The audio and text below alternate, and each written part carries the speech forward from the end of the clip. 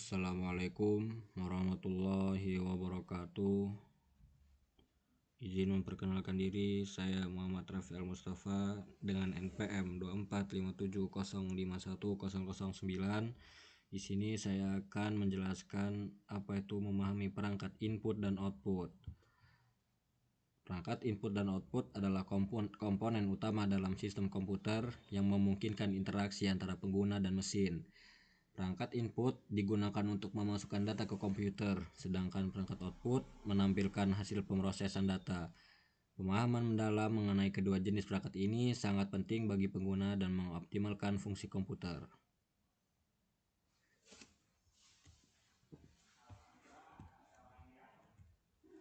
Jenis-jenis perangkat input.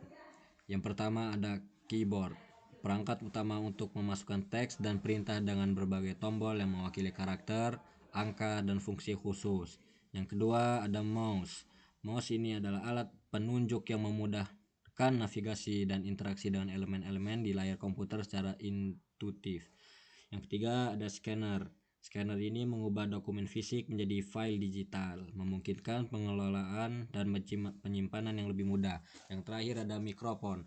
Mikrofon ini menerima input suara yang kemudian diubah menjadi data digital untuk berbagai aplikasi seperti komunikasi dan rekaman. Yang ketiga ada jenis-jenis perangkat output.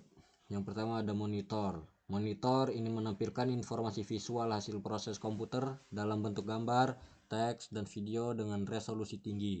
Yang kedua ada printer. Printer ini mencetak dokumen digital menjadi bentuk fisik, sangat penting untuk menghasilkan salinan hard copy. Yang ketiga ada speaker. Speaker ini fungsinya mengubah sinyal digital menjadi suara yang bisa didengar, digunakan dalam multimedia dan komunikasi. Lalu ada perangkat input output gabungan. Yang pertama ada touchscreen. Touchscreen ini menggabungkan fungsi input dan output, memungkinkan pengguna untuk berinteraksi langsung dengan layar. Yang kedua ada modem. Modem ini berfungsi mengirim dan menerima data, memungkinkan koneksi internet yang memadukan pengiriman input dan penerimaan output data. Yang terakhir ada headset. Headset ini gabungan speaker dan mikrofon untuk komunikasi suara dua arah secara praktis dan lebih efisien. Lalu ada fungsi dan peran perangkat input dan output. Pengumpulan data.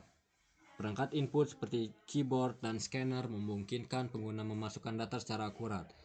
Yang kedua, pengolahan dan komunikasi. Komputer memproses data yang masuk dan menghasilkan output sebagai respon yang dibutuhkan. Yang ketiga, pengambilan keputusan. Hasil output berupa informasi visual atau suara mendukung pengambilan keputusan pengguna. Lalu ada kemajuan teknologi perangkat input dan output. Yang pertama ada era mouse dan keyboard. Ini penggunaan standar perangkat input tradisional dikembangkan sejak dekade 1980-an. Yang kedua ada sentuhan dan suara. Teknologi touchscreen dan pengenalan suara mulai populer pada tahun 2000-an, memperkaya interaksi manusia komputer. Yang terakhir ada virtual reality. Ini perangkat VR yang membawa pengalaman impresif yang melibatkan input gerak tubuh dan output visual atau audio yang canggih. Lalu ada contoh penerapan di kehidupan sehari-hari di dalam bidang perkantoran, yaitu penggunaan printer, monitor, dan keyboard membantu produktivitas dalam pengelolaan dokumen dan komunikasi. Yang kedua ada hiburan. Speaker dan game controller meningkatkan pengalaman bermain dan menikmati media interaktif. Yang terakhir ada teknologi medis. Ini perangkat input dan output ini digunakan dalam diagnosis dan pengobatan seperti alat pemantau dan printer 3D untuk prostetik. Kesimpulan dan langkah selanjutnya yaitu pahami perangkat kunci, kenali fungsi dan contoh perangkat input secara output yang umum digunakan. Yang kedua, ikuti perkembangan teknologi, terus mempelajari inovasi terbaru untuk meningkatkan efisiensi dan pengalaman pengguna. Yang ketiga, implementasi praktis, yaitu memanfaatkan pengetahuan ini dalam kegiatan sehari-hari dan studi teknologi komputer. Terakhir, eksplorasi lanjutan. Pelajari perangkat input dan output dalam perangkat input dan output pada sistem berbasis AI untuk masa depan yang lebih canggih. Mungkin cukup ini saja yang bisa saya sampaikan. Assalamualaikum warahmatullahi wabarakatuh.